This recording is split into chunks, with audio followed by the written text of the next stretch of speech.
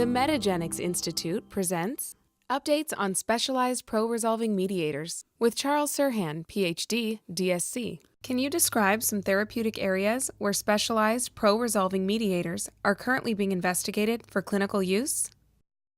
So first and foremost would be Dr. Levy's lab, looking at pulmonary inflammation and the use of resolvins in the treatment of asthma. Next would be Joan Claria in Spain, who's been studying metabolic diseases, obesity, diabetes. He has very nice data showing how potent resolvins and merisins are in correcting the inflammatory, exacerbation of the inflammatory response in obesity. Mike Conti, vascular surgeon who was part of the Brigham and is now chief of vascular surgery at UCSF.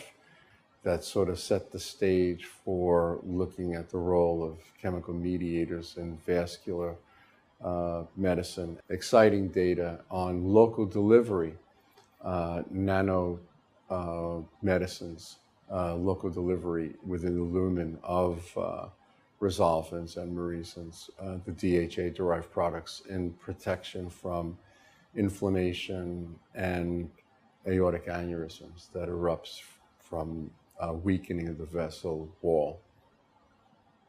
Next, I'd have to say, stay tuned to Jess Dolly's group in London, who's been focusing on arthritis. There's Nicholas Tarando at Duke, who's looking at cognitive decline, on how resolvins and specifically MAR1 protects from cognitive decline post-surgical.